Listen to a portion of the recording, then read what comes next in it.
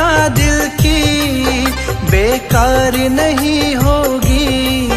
ये प्रार्थना दिल की बेकार नहीं होगी।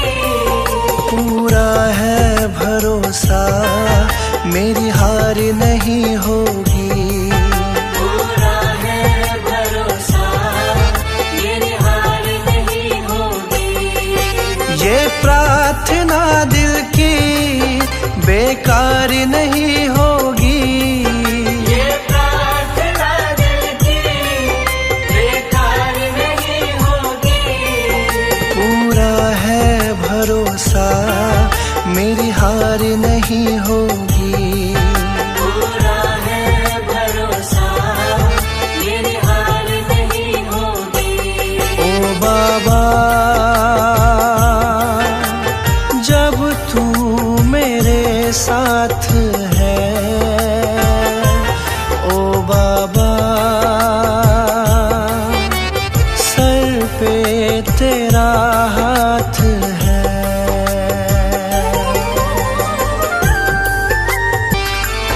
विश्वास बाबा का दिल को मेरे भाया, मेरा माझी बनकर बाबा मेरा आया।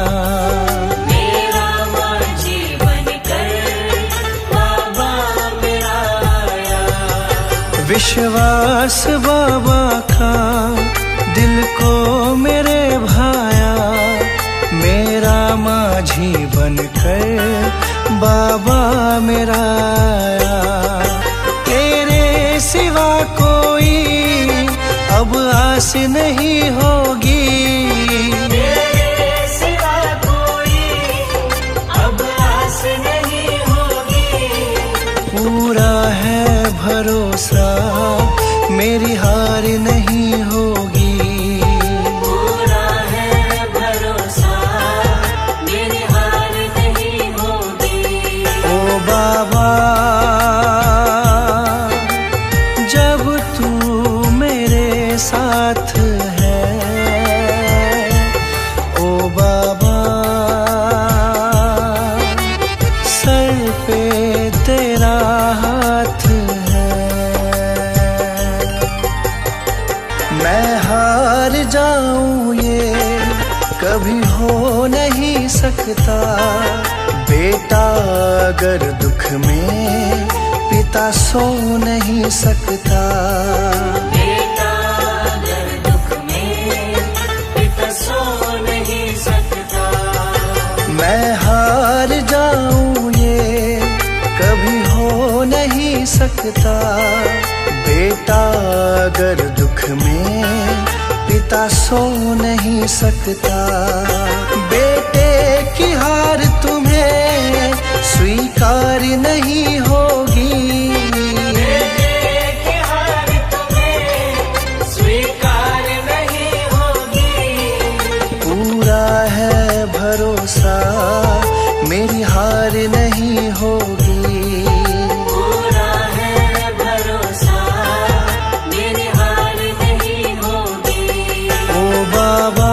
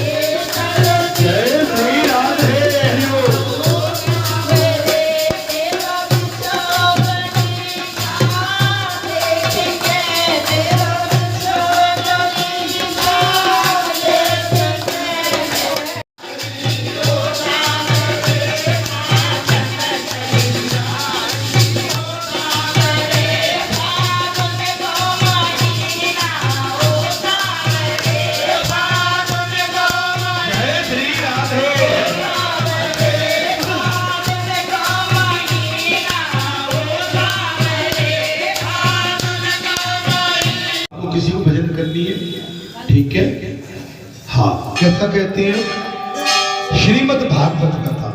देखो वो तो आते हैं भाई शनिवार मंगलवार, होली के दिन भी आए थे, थोड़ी देर आके बैठ के और चले गए।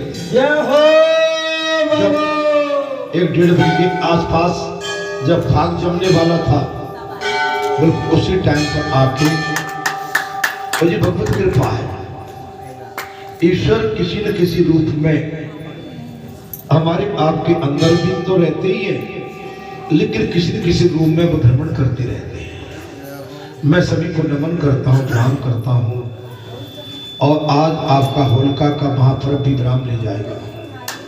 आज राम रंग पंचमी का महापर्व है। होलिका का 5 दिन का महापर्व बड़े आनंद से, सौहार्दपूर्ण एवं बगैर विघ्न के, अगर ये पर्व निकल जाए तो हम कहते हैं हमारी सच्ची श्रद्धा भक्ति सफल हो जाती है। और बालाजी धाम में तो आपने देखा था, सभी ने आनंद के साथ होलिका के महापर्व को मनाया था। पूरा क्षेत्र इकट्ठा हुआ, बड़ी विशाल जगह नहीं थी इसमें, तो बैठने के लिए माता तो बैठ नहीं पाई, ये तो पुरुषों से भरा हुआ। बाहर हमारी माताओं का टोल जत्था था, और जिस उत्साह उमंग के साथ आपने बालाजी के दरबार में आके रंग की वर्षा की थी, आप सभी को ढेर सारी शुभकामनाएं और मंगल कामनाएं। यही हमारा भाव और यही हमारी भक्ति है। भजन भी करें और महाप्रभुओं पर आनंद का अनुसरण एवं आनंद की अनुभूति भी करें। हे संतो महात्माओं, हे भक्तों, फागुन मास विराम ले चुका है। चैत्र मास का कृष्ण पक्ष प्रारंभ हो गया है। आज चैत्र मास की रंग पंचमी का महापर्व है। मैं सभी को ढेर सारी शुभकामनाएं। बस मत बोलो भाई, कथा को देखने दो, बैठने दो। अब उसमें लगे रहोगे तो फिर बात नहीं बनेगी, है ना? हाँ, क्यों उसको देखोगे तो सभी का चित्त वही चला जाएगा, है ना? और चित्त आप कथा में लगाइए, मन कथा में लगाइए। उनका काम है बैठना, उनका काम है आना, उनका काम है आके दर्शन देना। तो आप साक्षात दर्शन कीजिए वाले धाम में उनके। यही आपकी सच्ची भावना, आपकी निष्ठा का ये परिणाम है। महाराज मैं कथा कहता हूँ, भागवत कथा कहने का प्रयास करता हूँ।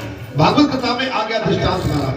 ओम कृष्णाय वासुदेवाय हरे, हे पार्वती और हे परमात्मा ने, प्रणतय कलेश नाशाय, प्रणतय कलेश नाशाय गोविंदाय नमो नमः, गोविंदाय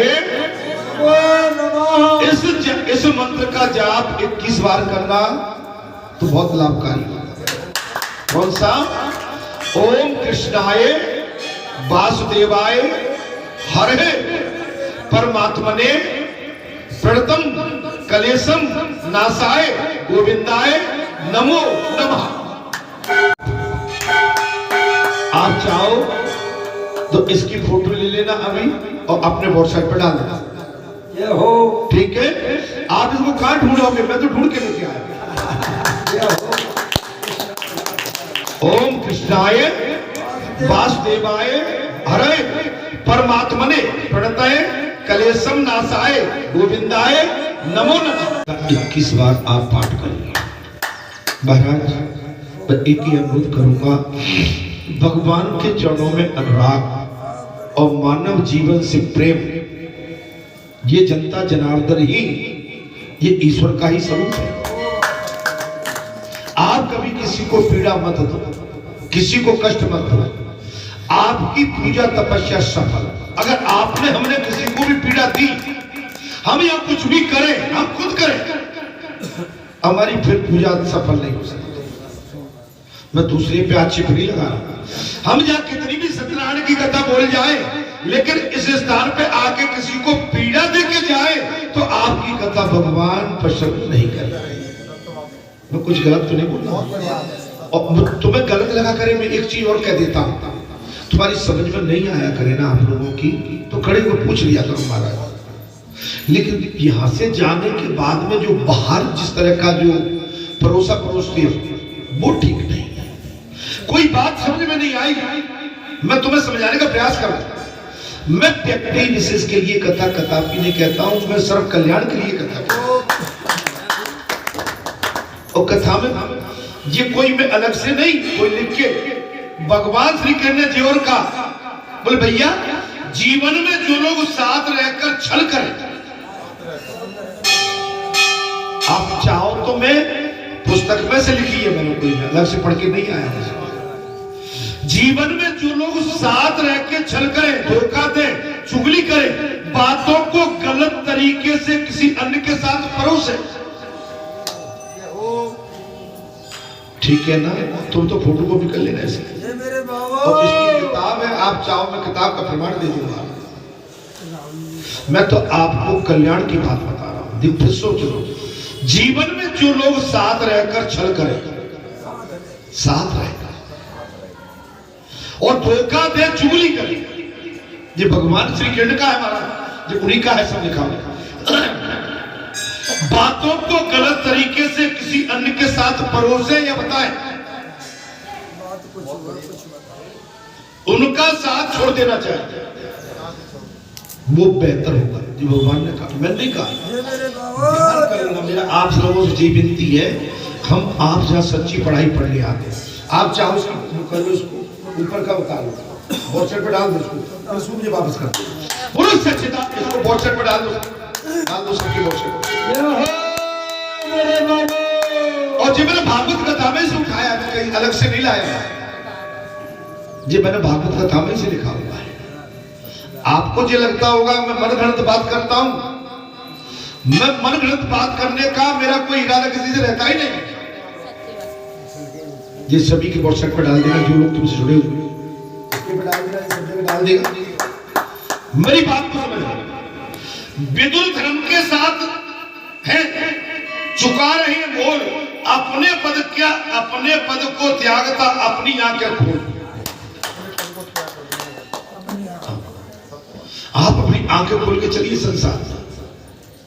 हम जो मित्रता जिनसे कर बैठे, कथा में वही बात आती है, जिनसे संसार में आके सट जाते हैं, जिनसे मन लगा के बैठ जाते हैं। तो मन लगना अच्छी चीज है, लेकिन उसके प्रति आसक्ति होना वो गलत है, उससे बच के रहिए। जड़ भरत जी के साथ ठीक वही हो गया, क्षमा करें भरत जी, जड़ भरत बनेंगे, जड़ भरत भरत जी के साथ वही हो गया। क्या हो गया महाराज? बोले भरत जी ने मृग बाल को घर में रखा, वो तो ठीक था, लेकिन उसके प्रति आसक्ति कर बैठे को गलत। आप घर में, परिवार में, संसार में रहते हैं, अच्छी बात है, हम आज आपके हैं, हम कल जब हम शरीर को छोड़ने के बाद पता नहीं किसके फिर हो जाएंगे। मेरी बात को समझ, आप पूर्व जन्म में किसके थे आपको जो बताया क्या? लेकिन इस जन्म में आप अपने भाई के होंगे, माता के, पिता के, पत्नी के, बहन के, भाई के, समाज के।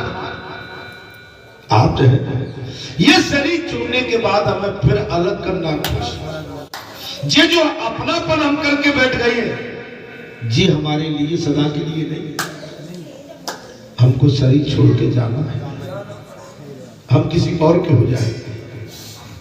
आज जिनसे इतनी हमारी प्रीति लग गई है, अगर ये प्रीति लगा के चले गए तो हम इसी चक्कर में उलझे रहेंगे। भगवान से प्रीति, ईश्वर से प्रेम, मुक्ति पाना है, बार बार जन्म मृत्यु के चक्कर से बचना है, तो ईश्वर से अपना प्रेम स्थायी कर। अच्छा, पहले हमारी माताओं को लगता था, हमारी माताओं को, बोले हम मनुष्य और पुरुष होते तो अच्छा होता। भगवान ने कहा लो तुम्हें हम पुरुष से माताओं से तुम्हें पुरुष बना देगा। तो हम लोग पहले पुरुष होंगे, माता होंगे, हम पुरुष बन गए। अब माता सोचती है कि हम पुरुष होते या हम अब पुरुष सोचते हैं हम कहीं स्त्री होते तो ठीक था, तो बोले लो हम तुम्हें स्त्री बना दे।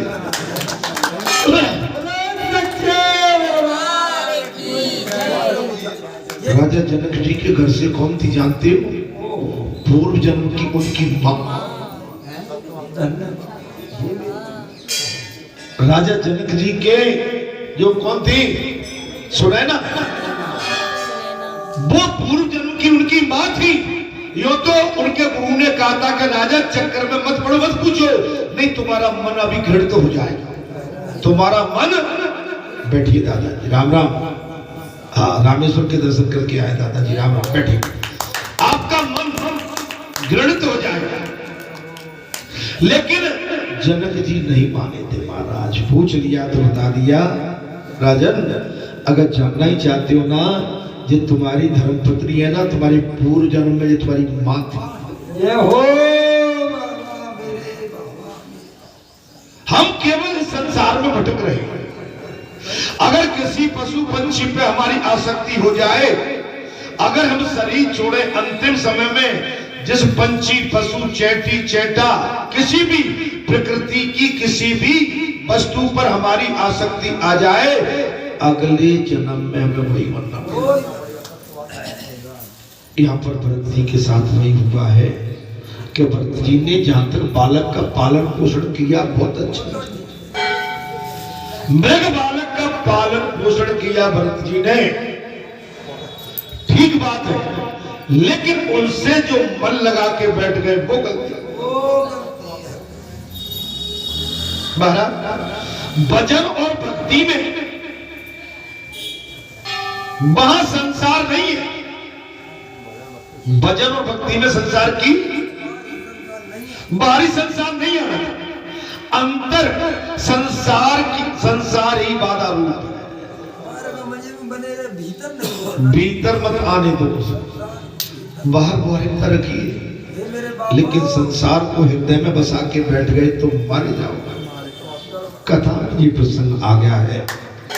भगवान सुखदेव ने कहा राजा परीक्षित, हर की पौड़ी पर राजा परीक्षित ने, चूंकि 7 दिन का उन पर समय था और महाराज तक्षक सर्प उनको काल बन के खाने वाला था, उतनी देर में राजा परीक्षित ने 7 दिन की भागवत कथा का आयोजन गंगा हर की पौड़ी पर आयोजन कर दिया है। और राजा परीक्षित मुक्ति चाहते हैं संसार से। यो तो देवलोक से लाए हुए अमृत को देवता लेके देवलोक से आए हैं। और जिस समय सुखदेव भगवान राजा परीक्षित और अन्य श्रोताओं को कथा सुना रहे थे, भगवान सुखदेव ने पूछा है, देवताओं इसमें क्या लेके आए हो? देवताओं ने कहा भगवान इसमें हम अमृत लेके आए हैं। किसके लिए? बोले राजा परीक्षित के लिए। क्यों? बोले अमृत को पी के राजा परीक्षित अमर हो जाएंगे, मृत्यु से मुक्ति हो जाएगी।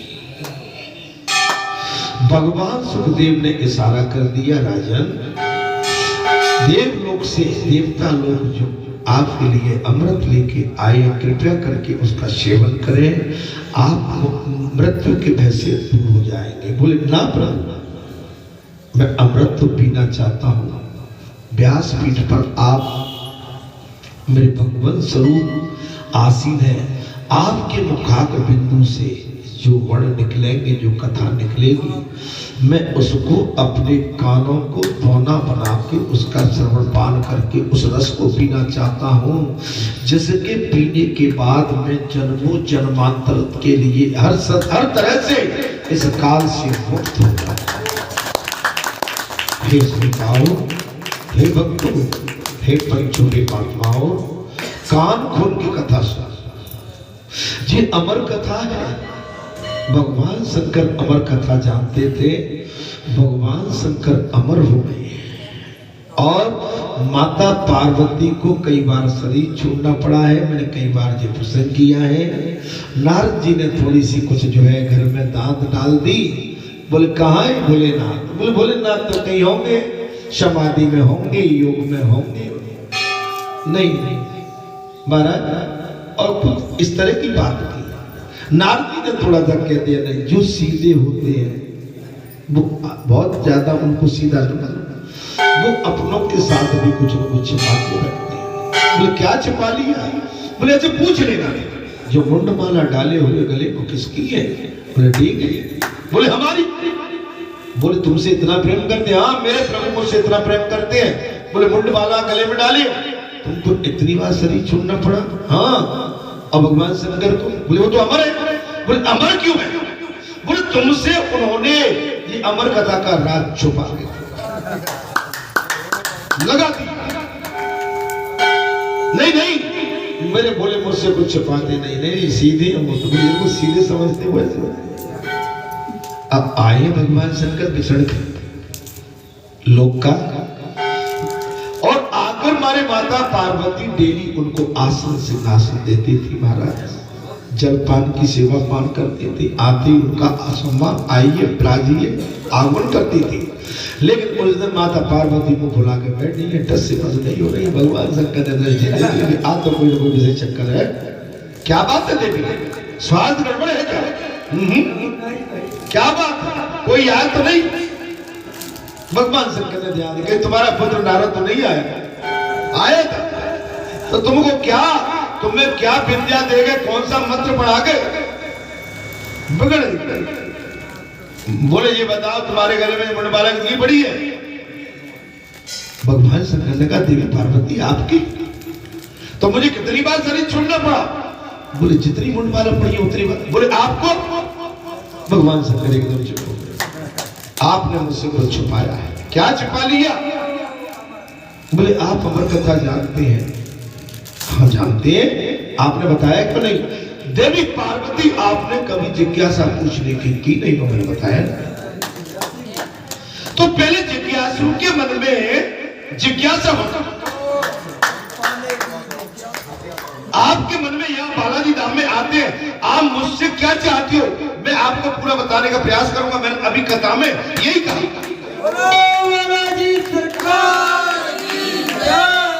मैं कथा कोई व्यक्ति विशेष के लिए नहीं करता। बालाजी की पीठ से हम कथा सार्वजनिक करते हैं, जो सभी के हितकारी। अब कोई नहीं सुने, बात हो गई। देवी पार्वती ने 10 स्कंद सुने, भगवान ने लीला कर दी, और 10 दिन के बाद देवी पार्वती की नींद लगी। अब आके आपने 2-4 शब्द तो सुन लिए, लेकिन संसार में खो के आपकी नींद लग गई, कथा सुनी नहीं। अब कथा नहीं सुनी तो इसमें कथा बादशाह का क्या दोष है महाराज? जिस काम हेतु आए, आप देखिए बालाजी धाम की विशेषता, खूबसूरती देखिए। 5 बजे आरती हो जाना सुंदर बात है, ब्रह्म मुहूर्त में, और बड़ी सुंदरता के साथ। ऐसे नहीं गा के बजा के और बहुत संख्यक भक्तों के साथ।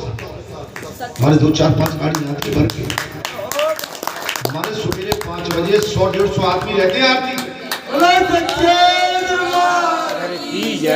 माताएं भी उतनी रहती हैं, छोटे छोटे बच्चे भी आते हैं। ये यहाँ की खूबसूरती है। और उसके बाद 1-1.25 घंटे में आपका सुंदरकांड और फिर आरती, अब राम कथा। ये चीज मिलना असंभव, असंभव। ये कोई छोटी मोटी चीज और दिखावा नहीं है। अच्छा चलो दिखावा करती हो तो भाई मैं तो बूढ़ा हो गया, चलो आज से ही हम दोनों दिखावा करते हैं। मैं भी दिखावा करता हूं और तुम भी आए हो, दिखावा करो मेरे साथ। क्यों? अरे एक दिन में पंचर हो जाएगी गाड़ी, एक दिन में। सवेरे टाइम से नहीं बैठ पाओगे आप। ये तो बाबा की दया है तुम्हारे की भाई। ये मिट्टी में भी क्या ताकत है, आपके पुत्रों में क्या ताकत है। सो आप आपके जब 5-5, 7-7 घंटे आप भी बैठे रहते हो। आप समझिए कि बाबा की शक्ति आपके अंदर काम कर रही है। हमारे साथ साथ आपके अंदर भी प्रभु की वही शक्ति है, आप समझिए। इसलिए और देखिए, और राम कथा और एक दिन नहीं 25 साल हो गए। दादा 25 साल। अरे आदमी 25 दिन में और 25 घंटे में उगता जाता है 25 वर्ष।